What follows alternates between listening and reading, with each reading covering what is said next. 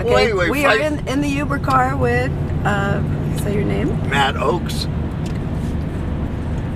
From Tucson? Mathew John Joseph Ochs. Tucson, Arizona. And he's one of the people that actually witnessed the Phoenix Lights.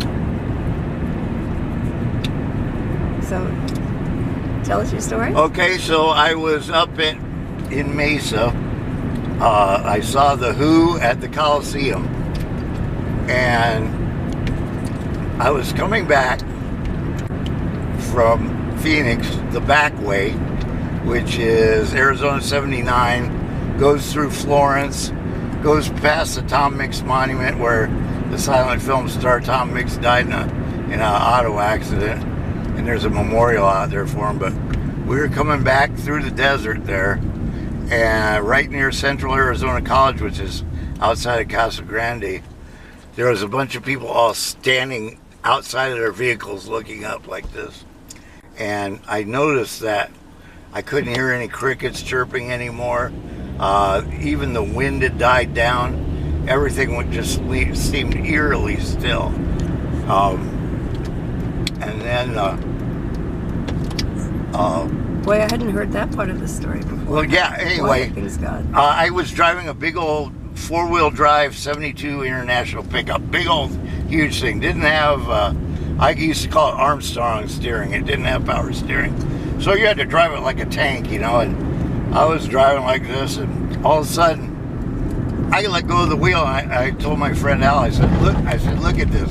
Somebody's driving my car. And for about 2 miles, I had my hands off the wheel. I mean, you had to literally wrestle that car all the time to keep it on the road, because it had big fat tires and no power steering, and it was a beast, and it was driving itself. And then Al rolled down his windows. We couldn't hear the crickets chirping. There was frogs. It was after a storm, and up there in Phoenix, they have real, in Florence, the ground turns to mud, and these Colorado river toads come up, and they make this noise. And they were making all kinds of noise when we left Phoenix, but when we got there, all of a sudden it was just deadly still, silent.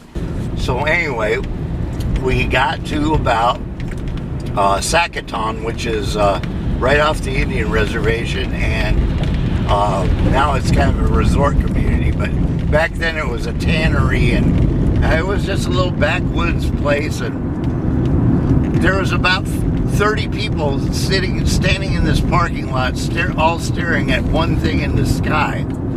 And so we parked over there, and he said, "Look at that." And I said, "What?" He goes, "Look at that." I said, "What?" He goes, "No stars."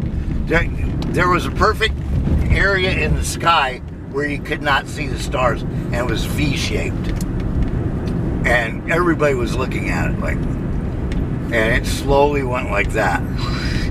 And there was completely devoid of stars, and then after it passed through, the stars came back out. It was bizarre. I mean, it was like it was cloaked or something. It was just weird.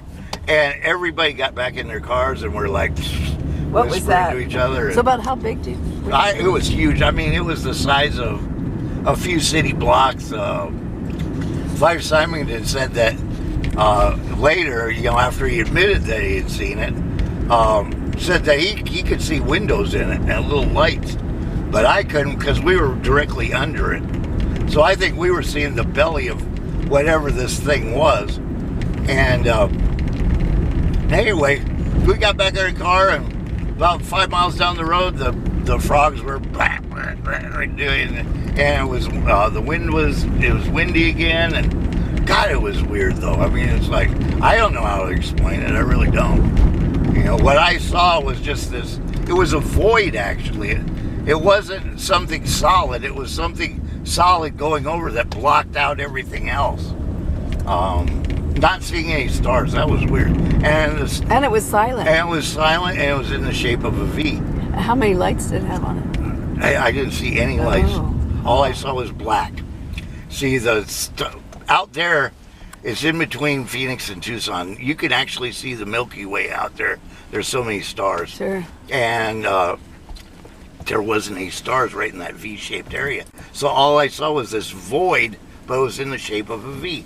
And everybody was looking at it like, you know, they were just like deathly silent.